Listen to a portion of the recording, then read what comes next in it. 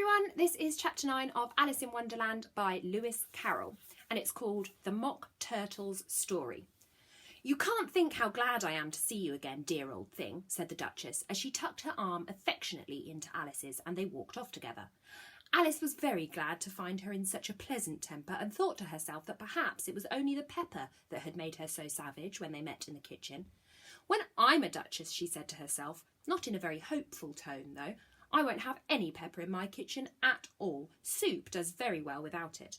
Maybe it's always pepper that makes people hot-tempered," she went on, very much pleased at having found out a new kind of rule, "and vinegar that makes them sour, and chamomile that makes them bitter, and barley sugar and such things that make children sweet-tempered.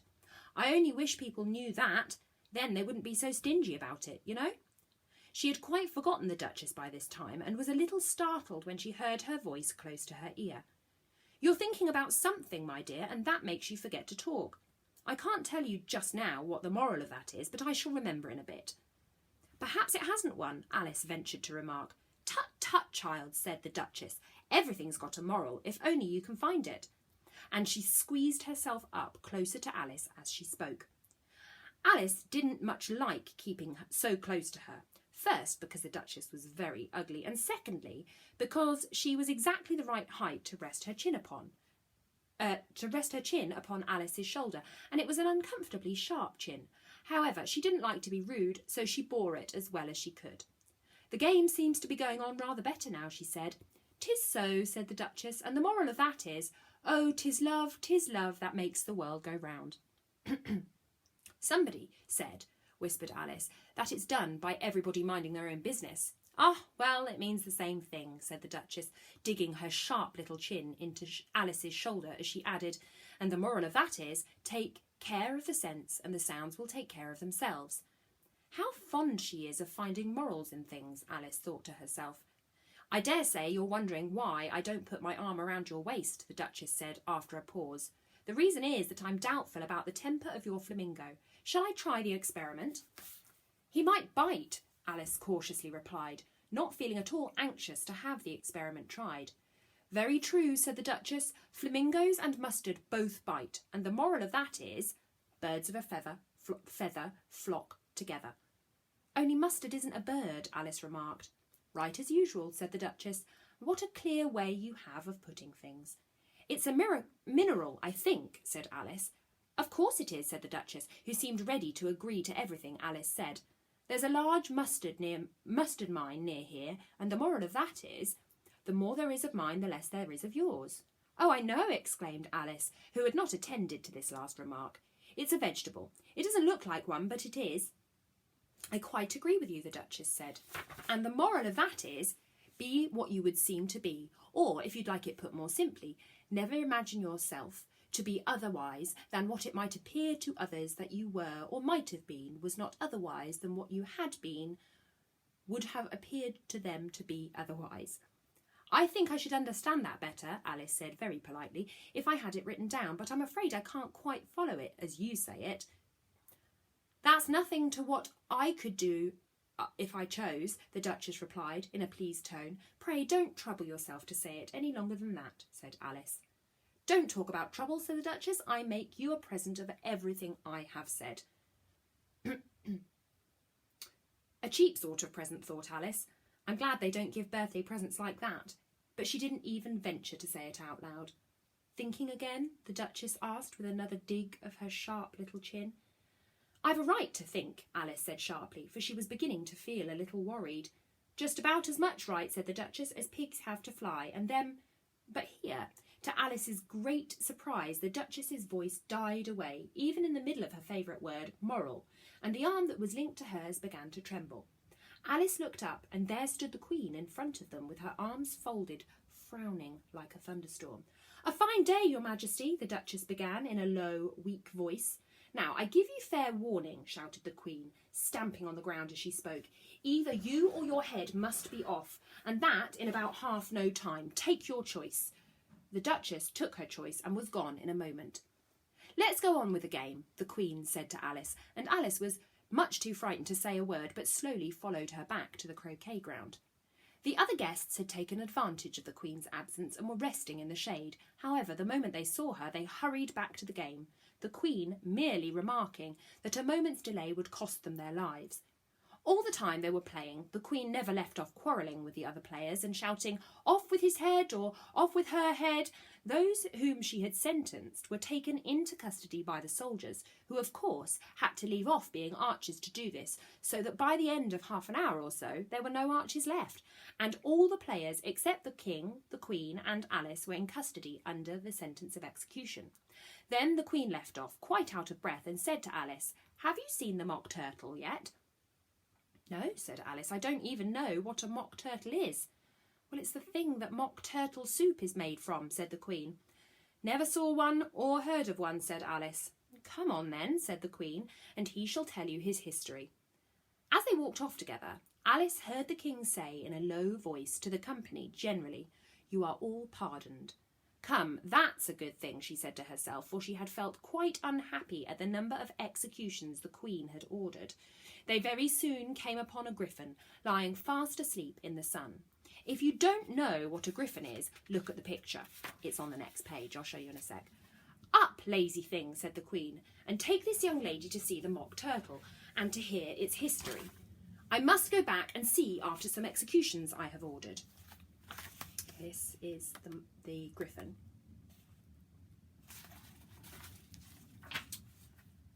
And she walked off, leaving Alice alone with the griffin. Alice did not quite like the look of the creature, but on the whole she thought it would be quite as safe to stay with it as to go after the savage Queen, so she waited. The griffin sat up and rubbed its eyes, then it watched the Queen till she was out of sight, and then it chuckled. "What fun," said the griffin, half to itself and half to Alice. "What is the fun?" said Alice. "Why, she," said the griffin. "It's all her fancy that. They never executes anybody, you know. Come on." Everybody says "come on" here, thought Alice as she went slowly after it. "Never was I ordered about so much in all my life. Never." They had not gone far before they saw the mock turtle in the distance, sitting sad and lonely on the little ledge of rock. As they came nearer, Alice could hear him sighing as if his heart would break. She pitied him deeply. "What is his sorrow?" she asked the griffin, and the griffin answered, very nearly in the same words as before, "It's all his fancy that. He hasn't got no sorrow, you know. Come on." So they went up to the mock turtle, who looked at them with large eyes full of tears, but said nothing. "This here young lady," said the griffin, "she wants to know your history, she do." "I'll tell it to her," said the mock turtle in a deep, hollow tone. "Sit down, both of you, and don't speak a word until I've finished." So they sat down, and nobody spoke for some minutes. Alice thought to herself, "I don't see how he can ever finish if he doesn't begin," but she did wait patiently. "Once," said the mock turtle, at last, with a deep sigh, "I was a real turtle." These words were followed by a very long silence, broken only by the occasional exclamation of "Hickoge" from the griffin, and the constant heavy sobbing of the mock turtle. Alice was very nearly getting up and saying, "Thank you, sir, for your interesting story," but she couldn't help thinking there must be more to come, so she sat still and said nothing. "When we were little," the mock turtle went on at last, more calmly though, still sobbing a little now and then, "we went to school in the sea. The master was an old turtle. We used to call him Tortoise." "Why did you call him Tortoise if he wasn't one?" said Alice. "We called him Tortoise because he taught us," said the mock turtle angrily. "You really are very dull." "You ought to be ashamed of yourself for asking such a simple question," added the griffin. Then they both sat silent and looked at poor Alice, who felt ready to sink into the earth. At last the griffin said to the mock turtle, "Drive on, old fellow, don't be all day about it." And he went on in these words, "Yes, we went to school in the sea, though you mayn't believe it." "I never said I didn't," interrupted Alice. "You did," said the mock turtle. "Hold your tongue," added the griffin, before Alice could speak again. The mock turtle went on. "We had the best of educations. In fact, we went to school every day." "I've been to a day school too," said Alice. "You needn't be as proud as all that." "With extras?" said the mock turtle, a little anxiously. "Yes," said Alice, "we learned French and music." "And washing?" said the mock turtle. "Certainly not," said Alice indignantly. Ah, then yours really wasn't a good school, said the Mock Turtle in a tone of great relief. Now, at ours, they had the end of the bill: French, music and washing extra. You couldn't have wanted it much, said Alice, living at the bottom of the sea. I couldn't afford to learn it, said the Mock Turtle with a sigh. I only took the regular course. What was that? Inquired Alice.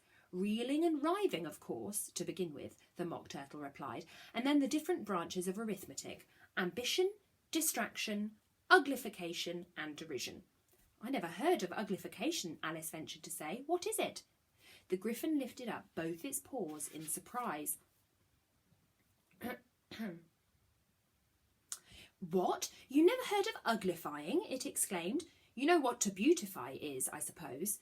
Yes, said Alice doubtfully. It means to make anything prettier. Well, then, the Griffin went on, if you don't know what to uglify is, you must be a simpleton. Alice didn't feel encouraged to ask any more questions about it, so she turned to the Mock Turtle and said, What else had you to learn? Well, there was mystery, the Mock Turtle replied, counting off the subjects on his flappers. Mystery, ancient and modern, with seaography, and then drawling. The drawling master was an old conger eel that used to come once a week. He taught us drawling, stretching, fainting in coils. What was that like? Said Alice. Well, I can't show it you myself, the Mock Turtle said. I'm too stiff and the Griffin never learnt it. Hadn't time, said the Griffin, so I went to the classical master. He was an old crab, he was. I never went to him, the Mock Turtle said with a sigh. He taught laughing and grief, they used to say. So he did, said the Griffin, sighing in his turn, and both creatures hid their faces in their paws. And how many hours a day did you do lessons? Said Alice, in a hurry to change the subject. 10 hours on the first day, said the Mock Turtle, 9 the next, and so on. What a curious plan, exclaimed Alice. That's the reason they're called lessons, the Griffin remarked, because they lessen from day to day.